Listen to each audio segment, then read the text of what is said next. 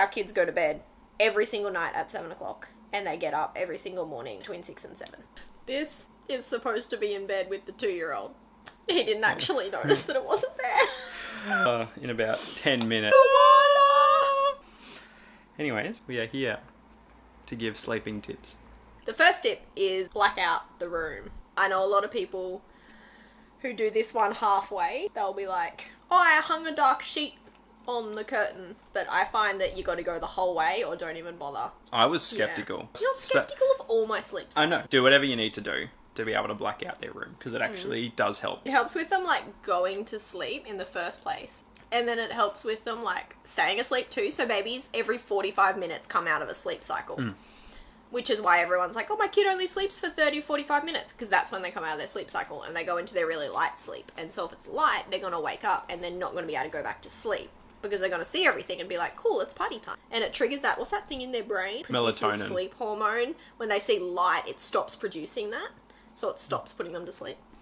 We've got, like, blackout blind stuff that I got from the sewing shop. I just, like, brought 2 meters of it. Put the blackout blind on the window frame, like get a bit big enough for your window frame, and it just covers the whole thing. And then we put foil around the outside, which looks super gross, but our kids sleep 12 hours a night and nap during the day, like amazingly. So totally worthwhile, but I feel like lots of people actually do it, they just don't talk about it. We've done a lot of sleep training with our kids. Sleep training, when you say sleep training, does it make you go like, oh, they let their babies cry for 3 hours? So when I tell people, I'm like, you're really nice about it. Like, I had a really good program. When we had a kid, 6 weeks in, we were like, yeah, we're not going to stay up until 3 o'clock in the morning watching Avengers every single night. But we also didn't want to be those people that were like, we can never go out because our kids, like, have to sleep at that time. Or, like, you have people over and those people are like, shh, shh, shh, like, no one's allowed to flush the toilet because the baby's asleep. We didn't want to be those people. We hated those people. But then we ended up being those people. We're not that bad. So we have 2 kids. One of them's almost 3 and one of them's 7 months. This is my 3rd child. And they're both asleep right now. He is actually quiet. He is quiet, even without Koala. Koala's really enjoying this video. Hello. Second tip is white noise. Like, this is a big one, and I know lots of people who do it for the first few months. Just keep doing it. Like, our kid's almost 3 and we still do it. And it's a game changer.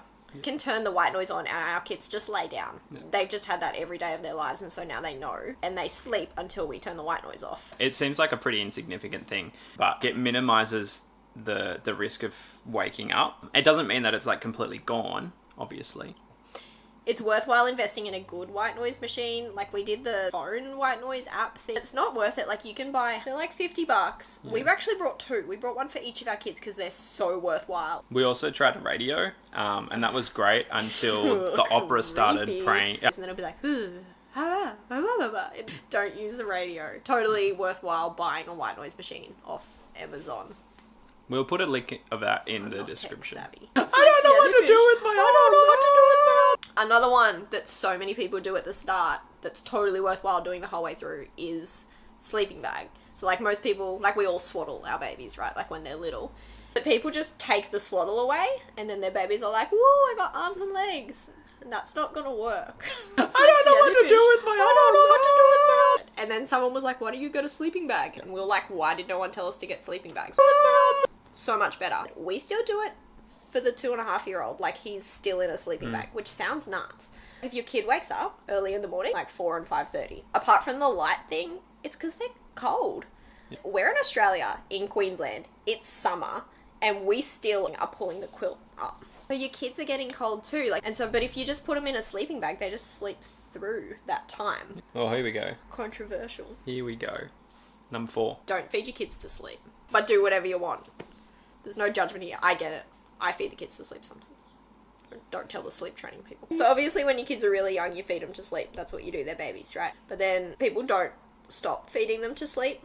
And past 4 months, they go through a sleep regression. But what people don't know is that at the 4-month sleep regression, they don't come out of that unless you train them. Because at 4 months, they wake up between sleep cycles. And so if they're waking up between sleep cycles, they want to be put back to sleep the same way that they were put to sleep. So if you're feeding your baby to sleep, they're going to wake up after every sleep cycle wanting to be fed back to sleep because that's how they've learned to go to sleep. There are other ways you can get your baby to sleep. Like if you're doing the blackout and you got your white noise and you got your sleeping bag, they're all sleep associations. So if you're building other sleep associations apart from feed to sleep, it's pretty easy to get your kids to sleep. And you can tap their butts or like rub their bellies. Like there are so many other ways. You can rock them if you have a rocky thing. There are so many other ways to get them to sleep.